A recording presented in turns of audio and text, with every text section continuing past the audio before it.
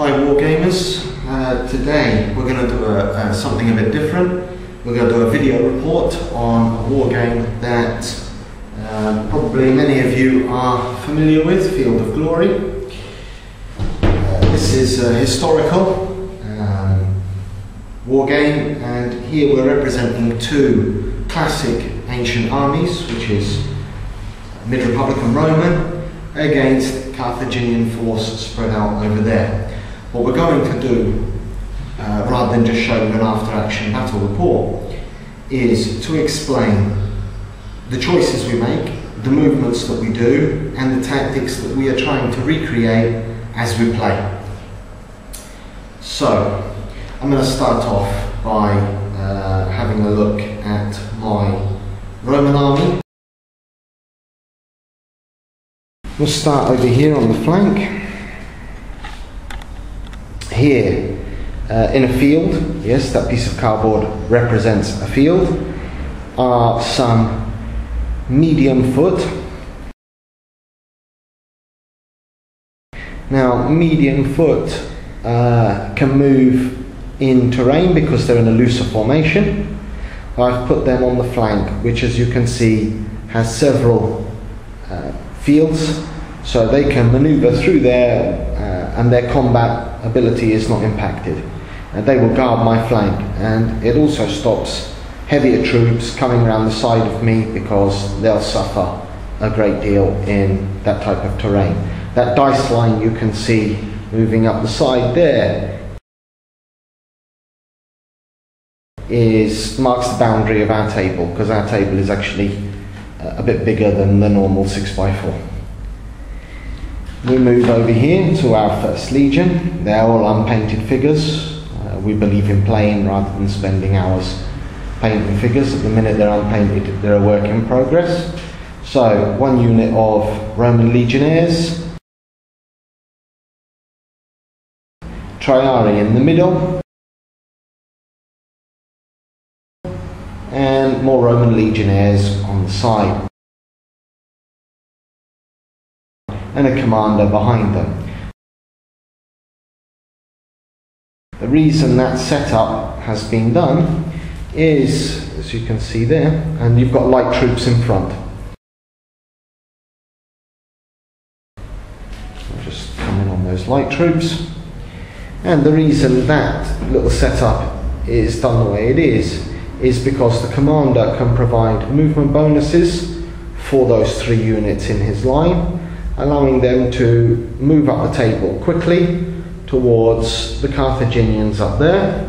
Now you can see Stephan there contemplating his battle plan, and gain space, because just like in chess, space is important. It gives you room to maneuver. I have an identical setup just adjacent to them here. Again, 3 units, 2 Roman legionnaires, Triarii in the middle. The Triarii are particularly good. They're elite. The Romans are superior troops. They fight very, very well. They're very, very skilled in both the impact phase, we'll explain what that is later on, and the melee phase. And again, they have a commander to get the movement bonuses until they reach the enemy line. And again, light troops in front to provide a screen to stop his missiles reaching me and making a mess of my troops. On the flank, traditionally, not vastly on the flank, but with a bit of space, I have Roman cavalry. Again, a commander there because I need to gain space on that flank very, very quickly. I have a problem. You can see if I just move out the line, there is a field on the flank and a vineyard as well. I have a unit of cavalry here in the centre behind the legions, which is my mobile reserve. That can be used to plug a gap where a gap is developing, or to exploit one if I manage to crumble anything. So, now we're going to turn to the Carthaginians and Stephan, who's going to explain why he set up what he did. Here we have a strong Carthaginian cavalry force. So away to Stephan. Okay, now here we have a battle group of Numidian light horse who will serve as a screen to the main Carthaginian cavalry force. We've got a battle group of Spanish cavalry, a battle group of Gaulish cavalry. They are led by a commander who, as Justin explained, will give extra movement bonuses to the battle line. Their main task will be to try to capture the high ground on the flank, these two small hills, and stop the Roman army from encircling and gaining the upper ground themselves. Behind them we have a battle group of Spanish Scutari. They're medium foot, so they're faster than the heavy infantry. They can keep up easier with the cavalry and provide any support. They're effectively the reserve for the cavalry force. They are led by a commander themselves, which will at the same time give them another movement bonus and thus keep the right flank and cohesion with each other.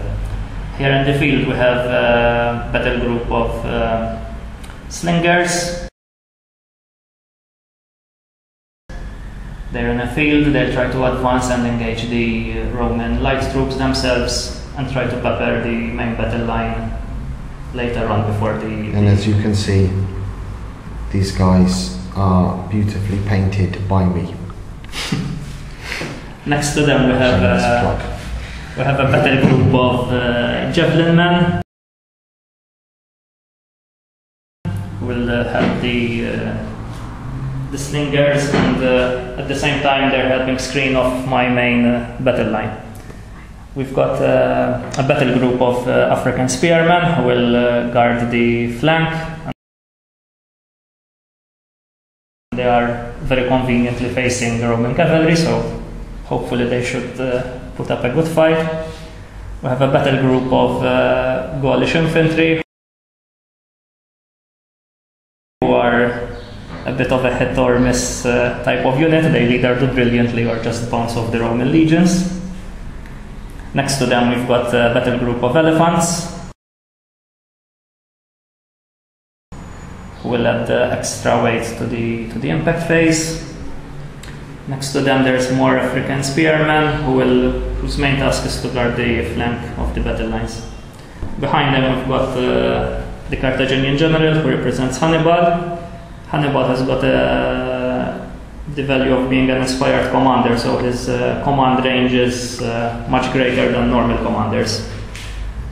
And he'll have the whole battle line in here to get the movement bonus and hopefully keep the troops in the fight. Out on the left flank, all by themselves, we've got some more Numidian cavalry.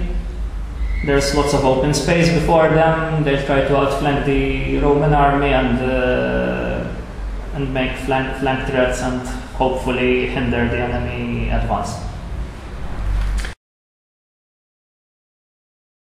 Okay, so that's the setup. Let me see if I can it's a big table and a small room, so bear with me, I'm just going to pan down. So Roman cavalry, I'll just zoom in on them. You've got Roman cavalry, Roman troops, the heavy boys there, cavalry in reserve, more heavy troops, the light troops in the screen, and there on the far flank are the medium infantry.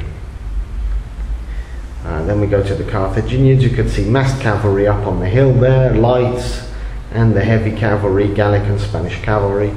He's got Spanish medium foot behind. Those can be quite nasty in a melee. They're very, very good troops.